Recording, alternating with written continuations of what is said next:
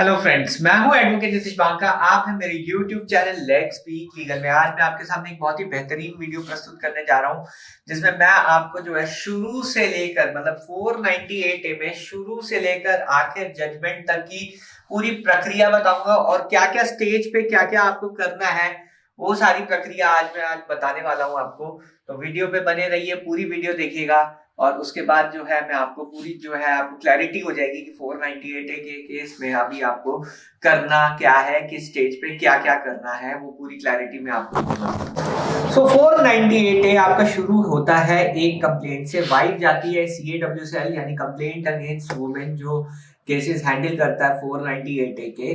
तो वहां जाके जो है वाइफ जो है एक कंप्लेंट कर देती है आपके खिलाफ। एलिगेशंस बहुत ही सारी FIR में कॉमन होते हैं, सारी कंप्लेंट्स में कॉमन होते हैं। उसमें एलिगेशंस ये होते हैं कि जनाब मेरी जो हस्बैंड है उन्होंने मेरे साथ जो है क्रूएल्टी की और दहेज के लिए परेशान करते हैं, तथा परिवार वाले भी दहेज के लिए परेशान करते हैं। इंसिडेंसेस मेंशन कर देते हैं। अब वो झूठे हैं सच्चे हैं वो मैटर ऑफ ट्रायल हो जाता है, यानी वो जो है कोर्ट डिसाइड करेगा। पुलिस के पास कोई पावर नहीं है कि वो चीज को जो है डिसाइड करे और एक जो है निर्णय दे। पर जो एलिगेशन होते हैं वो उस कंप्लेंट में लिखे होते हैं।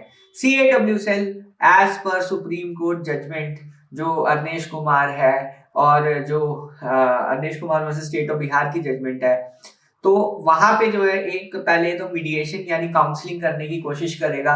काउंसलिंग में जनरली क्या होता है, काउंसलिंग में जनरली ये पूछा जाता है कि आप पहले तो रखना चाहते हैं या नहीं रखना चाहते, और वाइफ आपके साथ रहना चाहती है या नहीं रहना चाहती। सबसे पहली चीज तो ये डिसाइड होती है। अगर वाइफ आपके साथ नहीं रहना चाहती या आप वाइफ को नहीं रखना चाहते, तो फिर जो है नेक्स्ट स्टेज ये होती है कि जो सेपरेशन है वो किस टर्म्स पे होगा, कैसे जो है सेपरेट रहेंगे दोनों, डिवोर्स और जो आगे केस ना बढ़े उस चीज को लेकर डिस्कशन होती है। उसमें जो है वाइफ से पूछा जाता है कि आपकी क्या डिमांड्स है, हस्बैंड जो से पूछा जाता है कि हस्बैंड कितना जो है वो डिमांड फुलफिल कर सकता है या नहीं कर सकता। तो यहाँ पे जो है काउंसलिंग का सेशन होता है।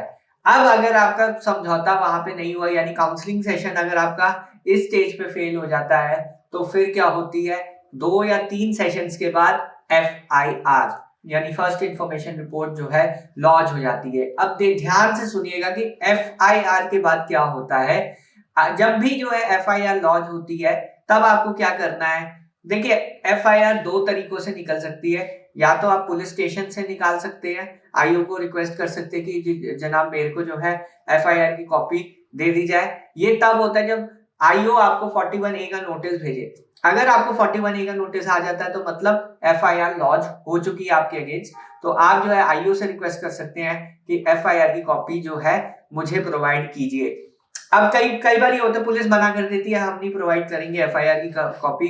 कोई दिक्कत नहीं है, आप ज्यादा SHO को एक कंप्लेंट भी लिख सकते हैं कि मैंने जो है FIR की कॉपी मांगी, मुझे प्रोवाइड नहीं दी गई, तो कृपया मुझे प्रोवाइड की जाए। फिर भी अगर जो है पुलिस FIR की कॉपी नहीं देती है तो कोर्ट में जो है FIR की कॉपी आपको मिल जाएगी, क्योंकि कोर्ट में जो है 24 घंटे के अंदर अंदर जो है FIR जैसे ही लॉन्च होती है 24 घंटे के अंदर अंदर FIR जो है कोर्ट को सीधा चली जाती है। तो या तो आपको कोर्ट से मिलेगी या फिर आपको पुलिस स्टेशन से मिलेगी। अगर पुलिस स्टेशन से नहीं मिलती है तो कोर्ट से मिल जाएगी। तो ये तो FIR निकालने की प्रक्रिया मैंने आपको बता दी है। अब मैं ये वीडियो काफी डिटेल में बता रहा हूँ, तो सारे प्रोसेस जो है बिल्कुल डिटेल में होंगे। तो दूसरा स्टेप अब ये हो गया, अब आपके पास 3 ऑप्शन बचेंगे। जैसे ही आपकी FIR आपके पास आ गई तो आपके पास 3 ऑप्शंस बचेंगे। पहला ऑप्शन कि आप जो है FIR की कॉपी ले ली। अगर आपको लगता है कि IO आपको ज्यादा परेशान कर रहे हैं तो आप एंटीसिपेटरी बेल के लिए अपने और अपने परिवार के लिए जा सकते हैं सेशंस कोर्ट में। तो एंटीसिपेटरी बेल एप्लीकेशन लगाएंगे। दूसरा जो प्रोसेस होता है, आप जो है अगर आपको लगता है कि आपके परिवार वाले जो है झूठे इम्प्लीकेट किए गए हैं, और जो एलिगेशंस के ऊपर डिपेंड करता है, हर केस में ये पॉसिबल नहीं होता। अगर एलिगेशन वेग है यानी स्पेसिफिक एलिगेशंस नहीं है तो आप क्वाशिंग के लिए भी जा सकते हैं। और तीसरी चीज आप ये कर सकते हैं कि FIR की कॉपी आपको मिलती है, उसके बाद जो है पुलिस इन्वेस्टिगेशन शुरू करती है। इन्वेस्टिगेशन शुरू करने के बाद जो है आप जो है फेयर इन्वेस्टिगेशन की डिमांड कर सकते हैं, ताकि जो आपके साइड के भी विटनेसेस हैं वो भी पुलिस एग्जामिन करे, या आपके साइड का कुछ आपके के बचाव के कुछ चीजें जो है चार्जशीट में आ जाए, जो कि आपको आगे ट्रायल में हेल्प करेगी।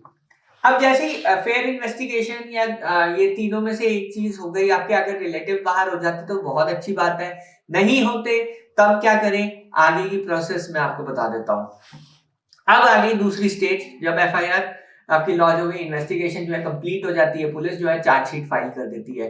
चार्जशीट की कॉपी आपको जो है कोर्ट प्रोवाइड करेगा, वो भी फ्री ऑफ कॉस्ट। ये जो है 207 है, एक बार चेक करना पड़ेगा, 207 सीआरपीसी में आपको जो है जो एफआईआर की कॉपी है आपको जो है कोर्ट प्रोवाइड करेगा।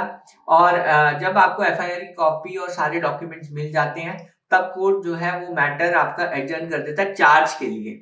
अब यहाँ पे भी आपके पास बहुत सारे ऑप्शन है, जब आपको चार्जशीट मिल जाती है तब भी आप क्वेश्चन के लिए जा सकते हैं ऑनरेबल हाई कोर्ट, या फिर एक दूसरा ऑप्शन आपके पास ये होता है डिस्चार्ज एप्लीकेशन का, जो आप कोर्ट के समक्ष जो है मूव कर सकते हैं और डिस्चार्ज के लिए जो है आर्ग्यूमेंट्स कर सकते हैं। यदि आपका डिस्चार्ज नहीं होता और चार्जेस फ्रेम हो जाते हैं, चार्जेस मतलब कोर्ट आपसे ये कहेगा कि सो एंड सो डेट पे ऐसे ऐसे आपने जो है एलिजिडली हैरेस किया अपनी वाइफ को, ऐसे करके वो चार्जेस फ्रेम कर देंगे। 498 है, 406 जो भी बनते हैं charges as per the chargesheet, वो फ्रेम हो जाते हैं। अब जब चार्ज बन गए तब जो है ट्रायल शुरू होता है, वो पॉइंट होता है ट्रायल शुरू होने का। अब जब ट्रायल शुरू हो गया तब आपके पास क्या ऑप्शंस है, अब मैं आपको बता रहा हूं। देखिए ट्रायल शुरू हो गया तब जो है प्रोसिक्यूशन सबसे पहले वाइफ के विटनेसेस लाएगा। आपके जो वाइफ के विटनेसेस है प्रोसिक्यूशन सबसे पहले वो लाएगा कि आपकी वाइफ हो गई, आईओ हो गया, या फिर उसके मदर फादर हो गए जिन्होंने 161 के बयान दिए थे। जनरली वही सारे विटनेसेस जो है प्रोसिक्यूशन बुलाता है और वो जो है अपनी स्टेटमेंट जो है रिकॉर्ड करेंगे कोर्ट के समक्ष। अब इधर जो है ध्यान देने वाली चीज क्या है, जब पुलिस जो है जब चार्जशीट फाइल करती है तब एक स्टेज वो होती है 161 के बयान जो है उनके लिखवा लेती है, और दूसरी स्टेज स्टेटमेंट रिकॉर्ड होने की तब आती है जब कोर्ट के सामने वो जो गवाही देते हैं। अब क्या होता है, दोनों स्टेटमेंट्स में काफी वेरिएंस होता है। कई बार होता है कि 12 तारीख को मुझे हैरेस किया गया, और जो कोर्ट है उसके सामने बोलती है कि 10 तारीख को मुझे हैरेस किया गया। तो यहाँ पे देखिए कि कॉन्ट्रडिक्शन आ जाता है। और दूसरी चीज ये होती है कि 161 के बयान में कई बार इंसिडेंट कुछ और होता है, और जो मेन केस है जब गवाही देने वाइफ आती है तो इंसिडेंट कुछ और ही मेंशन कर देती है। तो यहाँ पे जो है देखिए कॉन्ट्रडिक्शन आ जाती है, तो आपको सिंपली वो कॉन्ट्रडिक्शन को कन्फ्रंट कराना है, सजेशन देने हैं, जहां पे चीजें आपके अगेंस्ट जा रही है वहां सजेशन देने हैं।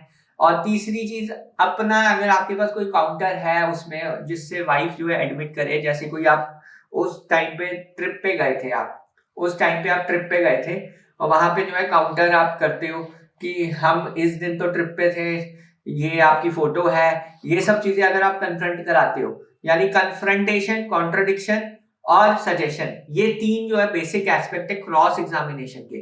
तो आप इन तीन बेसिक प्रेमाइस पे जो है क्रॉस एग्जामिन करोगे, तीनों चीजें आप कॉन्ट्रडिक्शन भी पूछोगे, अपना चीजें भी लाओगे, और एक और चीज जो मैं आपको बता रहा हूँ सजेशन भी दोगे। तो ये तीन चीजें आप करोगे अपने क्रॉस एग्जामिनेशन में, कन्फ्रंट कराओगे, कॉन्ट्रडिक्ट करोगे और सजेशन दोगे। सारे विटनेसेस के साथ यही आपकी अप्रोच रहेगी, और उसके बाद आपका जो है आपकी स्टेटमेंट जो है मैजिस्ट्रेट रिकॉर्ड करेगा 313 सीआरपीसी में। आपकी स्टेटमेंट रिकॉर्ड होगी कि आपसे पूछा जाएगा कि आपकी बीवी तो ये कह रही है, आपका क्या डिफेंस है इस पे, तो आप अपना डिफेंस दोगे, जो भी आपका डिफेंस रहेगा कि हमारे रिश्ते सब सही थे, इसको अलग रहना था, इसलिए मैंने मना कर दिया, इसलिए ये फॉल्स केस डाल दिया, या कोई भी रीजन हो सकते हैं, आपके केस के ऊपर डिपेंड करता है। तो फिर उसके बाद जो है आपका एविडेंस शुरू हो जाएगा, आप अपने विटनेसेस ला सकते हो, जो भी आपको काउंटर, जो उनका जो भी उनकी प्ली है उसको काउंटर करने के लिए आप विटनेसेस ला सकते हो, रिकॉर्ड्स प्रोड्यूस कर सकते हो, डॉक्यूमेंट प्रोड्यूस कर सकते हो, और उस डॉक्यूमेंट से संबंधित भी लोगों को आप एग्जामिन करवा सकते हो। और प्रोसिक्यूटर यानी पीपी या जो लड़की का वकील है वो जो है आपको क्रॉस एग्जामिन करेगा। तो ये हो गया डीई की प्रक्रिया। इससे पहले मैंने आपको बताई पीई की प्रक्रिया। देखिए बर्डन ऑफ प्रूफ हमेशा जो है प्रोसिक्यूशन के ऊपर है, तो प्रोसिक्यूशन को ही ये बताना है कि केस जो है बनता है या नहीं बनता है, आपको नहीं बताना है। आप जो है थोड़ा सा डीई लीड कर सकते हो जो जरूरी है, और इररेलेवेंट डीई मत लीड कर देना, उससे क्या है कि आपके अगेंस्ट काउंटर हो जाएगा। कल ही मेरे पास एक जजमेंट ऐसी आई थी जिसमें हस्बैंड ने कुछ ईमेल्स लगा दी थी जो लगाने की जरूरत नहीं थी और केस उल्टा पड़ गया। तो ये चीज मत कर देना। तो आपको जो है डी में उतने पॉइंट पे ही काउंटर करना है जिस जो चीज आपके फेवर में है और प्रोड्यूस करके आपके फेवर में ही डिसीजन आए। तो बस इतने पॉइंट पे आपको काउंटर करना है। फिर फाइनल स्टेज आ जाती है फाइनल आर्ग्यूमेंट्स की। जब फाइनल आर्ग्यूमेंट्स की स्टेज आ जाती है तो रिटर्न आर्ग्यूमेंट्स देने बहुत जरूरी है। आप अपने रिटर्न आर्ग्यूमेंट जजमेंट सब जो है फाइनल स्टेज पे दे दीजिए। आपका वकील जो है वो केस को आर्ग्यू करेगा, दूसरी साइड अपना पक्ष रखेगी और फाइनली जो है डिसीजन आ जाएगा।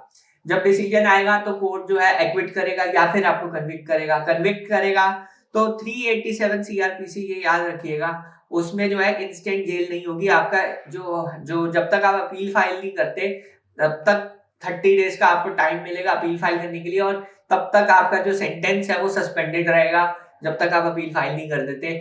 तो क्योंकि 3 साल से कम है बट 3 साल से ज्यादा वाले जो ऑफेंसेस होते हैं उसके लिए 387 जो है एप्लीकेबल नहीं होता। 387 में सिर्फ 3 साल या 3 साल से नीचे वाले जो ऑफेंसेस होते हैं वहां पे जो है सेंटेंस आपका सस्पेंडेड रहेगा। तो इवन इफ आप कन्विक्ट हो गए तो तुरंत आपको जेल जाने की जरूरत नहीं है। तो ये पूरी मैंने प्रक्रिया आपको बता दी। होप ये वीडियो बहुत इन्फॉर्मेशन होगी। ये वीडियो देख लोगे तो पूरा आपको 498 का सारा ट्रायल का सब चीजें क्लियर हो जाएंगी। बहरहाल वीडियो देखने के लिए बहुत बहुत धन्यवाद। अगर आपको ये वीडियो पसंद आई है तो प्लीज चैनल को सब्सक्राइब कीजिए, लाइक कीजिए वीडियो को। धन्यवाद, थैंक यू वेरी मच।